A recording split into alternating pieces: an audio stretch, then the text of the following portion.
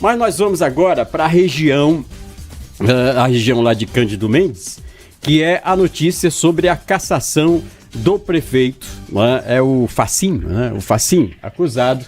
Esse caso que ganhou uma repercussão muito grande, inclusive repercussão nacional, do caso do vereador que jogou dinheiro pelas janelas, né? A acusação contra o prefeito é de que ele teria feito uma denúncia dizendo que um vereador teria 90 empregos na prefeitura e uma gratificação de quase R$20 mil por mês. Tem o vídeo do prefeito.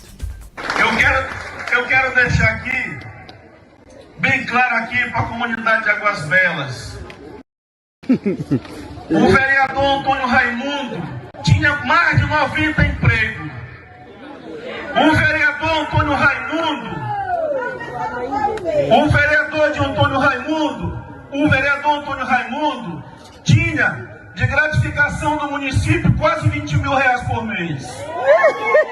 Mas eu tenho certeza que ele não fez nada por vocês. Olha, esse foi o vídeo que acabou gerando aí um processo na Câmara de Vereadores e acabou resultando na cassação do mandato do prefeito. Eu poderia aqui fazer coro às vozes das ruas, dizer que o prefeito realmente cometeu falta de decoro, que fez essas denúncias graves, ou então dizer que os vereadores, os proeminentes vereadores da Câmara Municipal não teriam moral também para cassar o mandato do prefeito, mas nós temos esse compromisso aqui com a informação. Eu preciso explicar um pouquinho melhor sobre esse processo, como é que ocorre esse processo nas câmaras de vereadores, de cassação de mandatos. Jalber Pereira, as regras pelas quais se baseiam os nossos parlamentares, elas são datadas do ano de 1967. De lá para cá, nós já tivemos no meio do caminho uma Constituição em 1988. A última, nesse período foram várias. Da última Constituição de 1988. E aí, esse é um ato político, a Câmara. É importante a gente deixar bem claro aqui pontos importantes. Primeiro, que a Câmara de Vereador é o fórum mais competente, mais adequado para o julgamento dos atos do prefeito, assim como a Assembleia Legislativa julga os atos do governador e a Câmara Federal julga os atos do presidente da República. Então, isso tem que ser, isso está na regra, né? Nós não podemos fugir dela.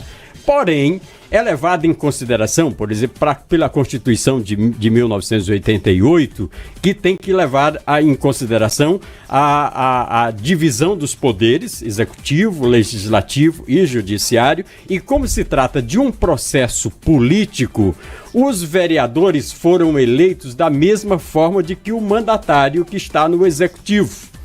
Então, eles também foram eleitos pelo voto popular. Eles cassaram alguém que recebeu o voto popular, a maioria dos votos dos eleitores, e eles também foram eleitos da mesma forma. Então, esse processo, ele acaba desembocando no judiciário.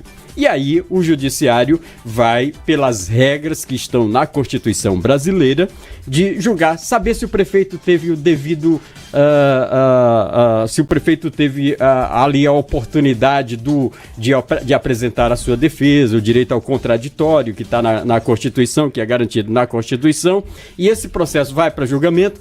O prefeito teve como provar durante o processo na Câmara de Vereadores, teve como provar que o vereador realmente tem os 90 empregos? Talvez o prefeito tenha como provar isso.